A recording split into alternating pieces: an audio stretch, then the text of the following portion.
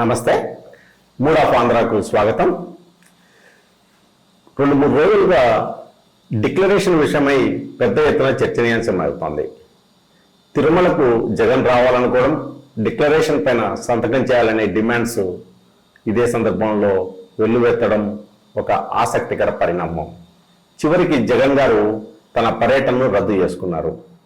అనంతరం ఆయన మీడియా సమావేశంలో మాట్లాడుతూ తిరుమల లడ్డు ప్రసాదంలో కల్తీ జరిగిందనే చంద్రబాబు ఆరోపణలు అవాస్తవమని తేలడంతో దాని నుంచి బయటపడేందుకే చంద్రబాబు గారు డిక్లరేషన్ అంశాన్ని తెరపైకి తెచ్చినారని ఆరోపించారు.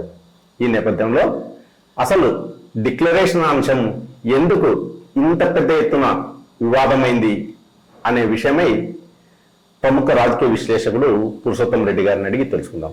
ఎట్లా చూడాలా పురుషోత్తం గారు ఈ వివాదాన్ని? ఒకటి, జగన్మోహన్ రెడ్డి గారు తిరుమల పర్యటన రద్దు చేసుకోవడం, ఆ తర్వాత సావధానంగా ప్రెస్ కాన్ఫరెన్స్ పెట్టడం, ఆ తర్వాత చంద్రబాబు గారు రియాక్ట్ కావడం, ఇవన్నీ చకచకా జరిగిపోయినాయి. బేసిక్గా చంద్రబాబు నాయుడు గారు 100 రోజుల పరిపాలన సందర్భంగా ప్రెస్ మీట్లో నేను నమ్ముతున్న యథాలాపంగానో బై టంగ్ స్లిప్తోనో ఒక మాట వదిలారు. అది తిరుమలలో వాడే పదార్థాలలో కొవ్వు, జంతువులు అనేశాడు. అదేంటి యథాలాపంగా అన్నాడు అనుకుంటున్నాను. ఆ తర్వాత పెద్ద విషయాన్ని అంటే నాకు అనుకుంటుంది సీరియస్గా అన్నాడా లేకపోతే టంగ్ స్లిప్ అన్నా నేను అనుకుంటున్నాను. బట్ ఎవరి అంచనాలు వాళ్ళవి. బట్ ఆ తర్వాత జరిగిన ప్రతి పరిణామం పాలిటిక్స్, వ్యూహాలు, ప్రతిదీ ప్లాన్డ్గా నా ప్రత్యర్థికి మరి ఎట్లా చుట్టాలని చంద్రబాబు గారు, నా మేరకు చుట్టావు కదా అప్పుడు అనవసరంగా అది నీకే చుడతానని వీళ్ళు, మధ్యలో మాకు మాత్రం ఏం తక్కువ అని మిగతా పార్టీలు, ఎవరికి వాళ్ళు ఇంకా మీడియా సంస్థలు ఎవరికి వాళ్ళు పార్టీలు సాధించాలి, దాంట్లో నా ప్రవేశం నాకు ఉండాలి, నా వాటా నాకు ఉండాలి, అనుకూల వ్యతిరేక చీలిపినాయి. అంటే ఇప్పుడు తిరుమలలో జరుగుతున్న ఏ అంశమైనా, ఇప్పుడు జరుగుతున్న అంశంలో ఆ రోజు యథాలాపంగా మాట్లాడిన ఒక సబ్జెక్టు మినహాయించి ప్రతిదీ రాజకీయ కోణంలో ఎవరికి వాళ్ళు అన్వయించుకుంటున్నారు. ఇక్కడ భక్తి, తిరుమల ఏదో ఉద్ధరించాలనే ప్రేమ లేదా సాంప్రదాయాల పట్ల ఎవరికి గౌరవం ఉన్నట్టు కనపడదు. గౌరవం వాళ్ళు వీళ్ళు కూర్చొని కొట్లాడదు. అయినా మీరు చేస్తున్నారంటే ఆ పేరు పెట్టుకోవడం, ఆ తర్వాత తమ రాజకీయంగా తనకు అనుకూలంగా మాట్లాడుకోవడం. ఎక్కడ మీరు ఏ వివాదంలో చూడండి, అది డిక్లరేషన్ అంటామా, లడ్డులో నెయ్యికి సంబంధించిన ఏదైనా సరే లాజిక్ ఉండదు. ఈ పాయింట్లో ఆయన మడగేట చుట్టాలి. ఇదే తరతాను కాబట్టి ఇది జటిలంగా మారుతానే ఉంది. అది మనకు కనిపిస్తుంది. ఒకటి ఇప్పుడు మనకు సింపుల్గా ఎందుకు ఇంత అంటున్నానంటే, చంద్రబాబు గారు ఒక వాదన తీసుకొచ్చాడు, ఒక సమాచారం ఆయనకు ఉండొచ్చు, లేదా టంగ్ స్లిప్ అయినచ్చు నా దృష్టిలో. తర్వాత దానికి ఏం చేయాలి? ఇమ్మీడియట్గా ఎంక్వైరీకి వెళ్ళిపోవాలి. నిజంగా ఆ సమస్యను పరిష్కరించడమే ఉద్దేశం అనుకుంటే ప్రత్యర్థి మేరకు చుట్టడం కాకుండా తనకుంటే ఏం చేయాలి? ఇమ్మీడియట్గా సిట్ వేసేసి ఉండాలి. ఇప్పుడు వేసినందుకు ఆ రోజు ప్రకటించిన రోజు సిట్ వేసి ఉండాలి.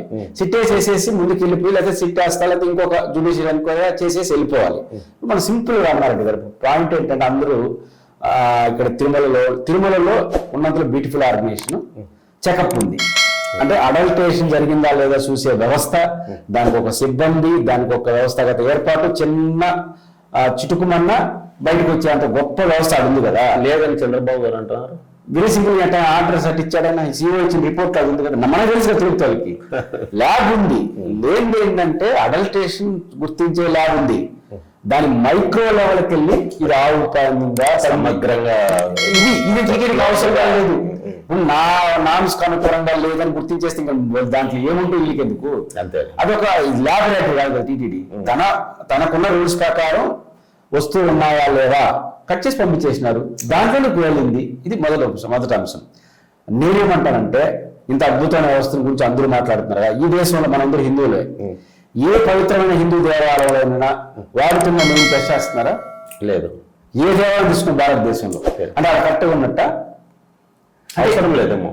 అవసరం పాయింట్ అది కాదు. ఒక వ్యవస్థ, తిరుమల తిరుపతి దేవస్థానం మన హిందూ దేవాలయం ఉన్నందులో బ్యూటిఫుల్ గా అకౌంటబిలిటీగా ఉంటే దాన్ని ఇంత పడుతున్నారే. అసలు నిజంగా నెయ్యి చెకప్ చేసి మంచి చెడ్డ చూడాలని సిద్ధుతుంటే ఫస్ట్ ల్యాబొరేటరీలో నేను దేవాలయం ల్యాబొరేటరీ పెట్టుకుంటాడండి. మనం 50 మన శ్రీకాళహస్తి ల్యాబొరేటరీ ఉందా? లేదు.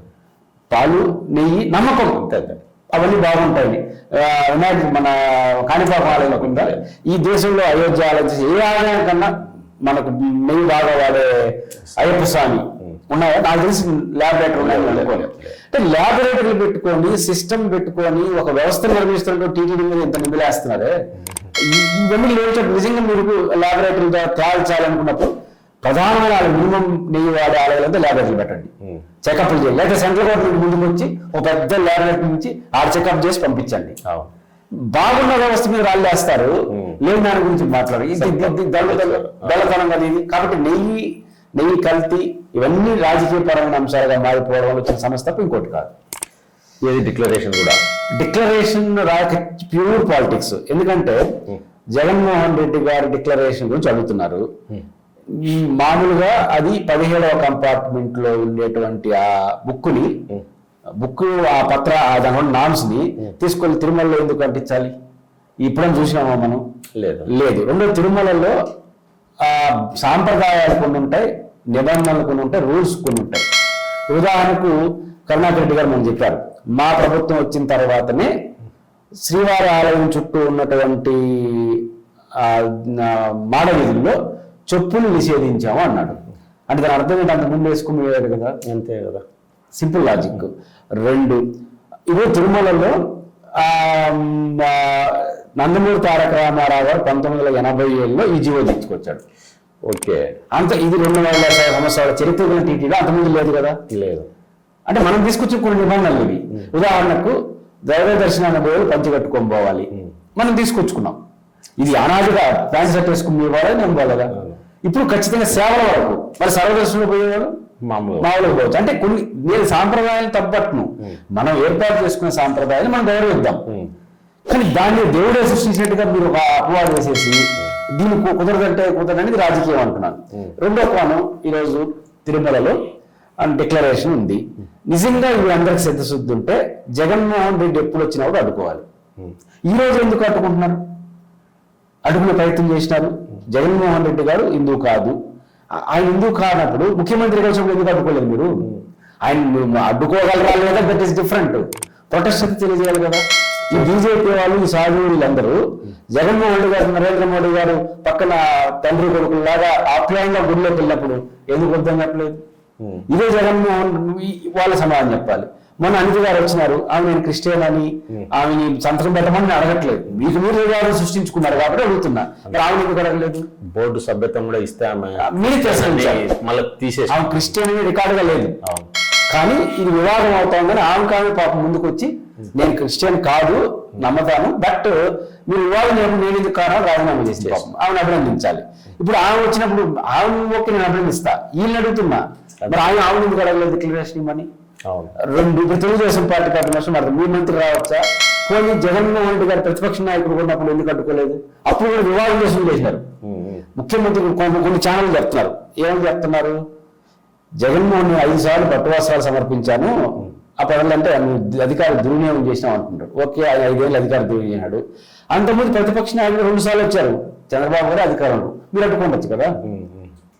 అంటే అడ్డుకోలేదు, మీకు మీద అడ్డుకుంటారేమో.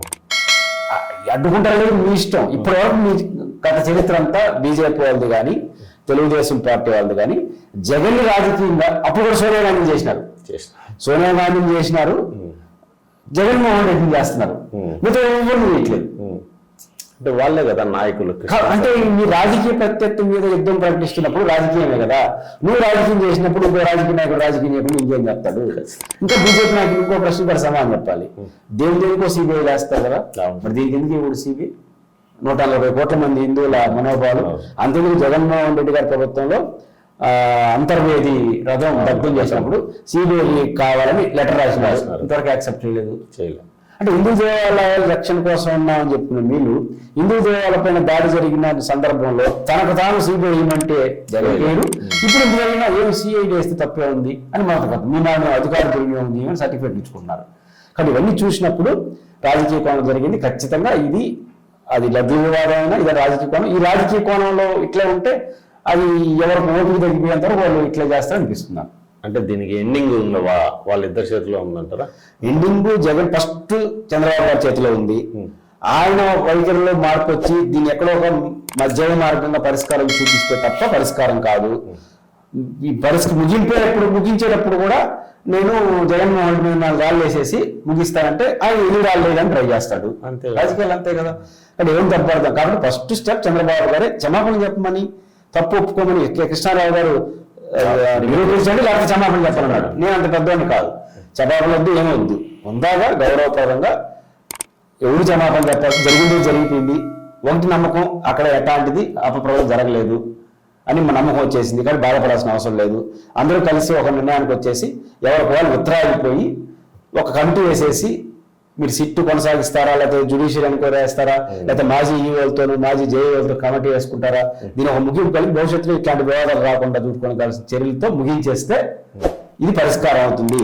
తన ప్రత్యర్థిని ఒక రాయి వేసేసి ముగిందాం అనుకుంటే మాత్రం నువ్వు 1 వేస్తే వాళ్ళు 2 వేస్తారు, వాళ్ళు 2 వేస్తే నువ్వు 4 వేస్తావు. ఇది అంతు వాళ్ళు మీ ఓపిక, అంక ఇది మనకు నష్టం వచ్చేస్తా ఉంది, మన వెనక్కిపోతే కుదరదని వరకు మీరు నాగతనే ఉంటారు.